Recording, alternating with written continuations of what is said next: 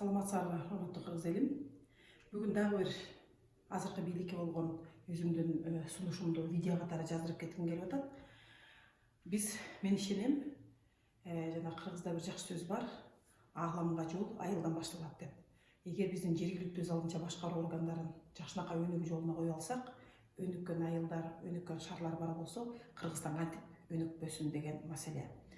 Буга чейин биз саясий эгемендүүлүк жөнүндө айтканбыз. Ал ар бир айылда же шаарда мэрлерин, башчыларын эл түз шайлаш керек деп. Бүгүн мен жергиликтүү өз алдынча башкаруунун экинчи канаты жөнүндө айтып бергим келип атат. Бул финансылык көз карандысыздык. Ал эмнеден турат? Ар бир жергиликтүү бийлик өзүнүн элинин кандай жашагысы келгенин алар чечип бергенге, алардын муктаждыгын канааттандырып бергенге акчага ээ болуш керек. Ошондо канчалык айыл өкмөт жакшы иштесе, ошончолук көбүрөөк акча түшүп тургандай мүмкүнчүлүк түзүп бериш керек да. Тилекке каршы Кыргызстан телегей тескери ишти жасап койгон.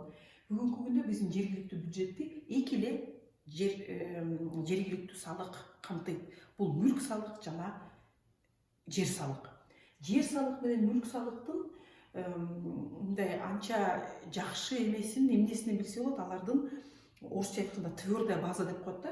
Мисалы үчүн айыл өкмөттүн 300 гектар жери бар болсо, анан мисалы үчүн 250 сомдон 1 гектары салык болсо, 300'дү 250'гө көбөйтүп коюп ушул акча түшөт.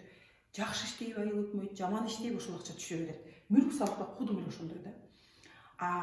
Жергиликтүү бийлик жакшы иштеген сайын анын салыгы көбүрөөк түшүп туруш үчүн ага жанагы көлөмдөн эсептелинген салыктар да түшүш керек. Быйылкы жылдан баштап киреше салык бул жалпы мамлекеттик салык, ал өйдө жакка кетиш керек. Но мыйзам боюнча 100% жергиликтүү бюджетке келип атат. 2009 жылга чейин сатуудан салык дагы жергиликтүү салыктардын катарына кирчү. Сатуудан салык ар бир, мисалы үчүн ручка 100 сом тура турган болсо, салыктан кийин 101 же 102 сом туруп калган. Ошондо жанагы 1-2% үстүнө кошулуп, элдер нан сатып алабы, эмне сатып алса да ошонун үстүнө 1% бул кичинекей эле акча болот. 100 сомго 1 сом. Но ошондон сатуулардан көбөйүп атып, акча түшүп, жергиликтүү бюджетке түшүп турчу. 2009 жылы салык кодексин кабыл алып атканда, аны жалпы мамлекеттик салык кылып койгон. Бул таптакыр туура эмес нерсе. Анткени сатуудан салык менен кошумча нарк салыктын базалары окшош болгондуктан ал экөө бир деңгээлде иштебеш керек. Ошон үчүн дүйнөлүк практикада сатуудан салык жергиликтүү бийликтин, жергиликтүү өкмөттүн салыгы болуп саналат. Ошон үчүн азыркы менин сунушум кандай?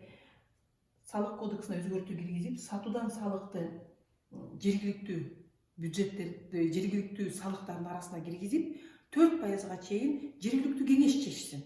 Мисалы үчүн, биз быйыл 1% деп кабыл алып алсак, жергиликтүү кеңеш 1%да мынча акча түшөт экен деп пландаштырабыз, ошол акчага эмне жасайбыз деп элибиз менен сүйлөшөбүз. Эгер мисалы үчүн мен өзүмдүн айылымда таза суу жок. Анан элдер менен чогултуп, келгиле сатуудан салыкты 4% кылсак, ар бир сатып алган нерсеге 4%, 100 сомго 4 сом кошулуп турат экен. Бирок түшкөн акчабыздын көлөмү момунча болот. Ошол акчага жанагы каптажный система болуп иштеген таза суунун ордуна, мисалы үчүн, жерден бир 150 метр тереңдигинен артезиан суу чыгарганга мүмкүнчүлүк пайда болот деп түшүндүрүп берсек, элдер күндө бир нерсе сатып аткандан 4% кичинекей акча болот экен. Мейли кошуна айылдан суу ташыгандан көрөк ушуну кылалык деп жергиликтүү территорияда чыныгы саясат пайда боло баштайт. Жергиликтүү кеңештин депутаттары ушундай маселелерди чечип, мынча акча чогулат экен, ага муну жасайлыкпы же муну жасайлыкпы деп элинен сурап туруп, анан белдерин бекем бурса да, келе мындай кылабыз, келе мындай акчадан чыгарабыз, келе могул ишти жасайбыз деп туруп, эл менен бийликтин ортосунда тыгыз байланыш болуп, борборго барып эле сөзсүз түрдө борбордон министр болуп келем деген ордуна, келгиле өзүбүздүн айылыбызды райондун эң мыкты айылдардын бири кылабыз. Келгиле Кыргызстандын эң алдыдагы айылдардын, биздин айылдан бирөө кеткиси келбегендей, биздин айылга көчүп келип жашагысы келгендей айылдардан кылабыз дегенге мүмкүнчүлүк пайда болот.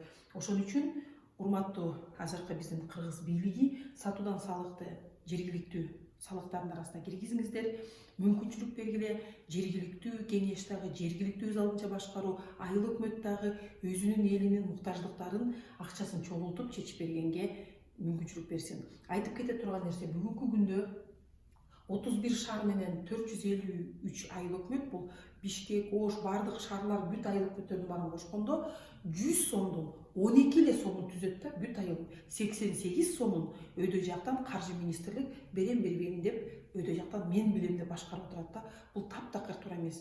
Өнүгүү бери дегенде эле бул жерде жергиликтүү бюджеттерде 30% жүрүш керек. А так кээ бир мамлекеттерде 50%га чейин ал жетет. Ошондо жарым акча жалпы жергиликтүү бийликте жүрсө, жарым акчаны өйдө жактагы борбор бийлик каржылап этип турса, ошондо жергиликтүү эл, калк, жамаат, анан айыл өнүгүп, шаарлар өнүгүп турушат. Ошо бүгүнкү менин сунушум ушундай. Баарыңарга жакшы маанай каалайм. Аман эсен болуңуздар, бар болуңуздар.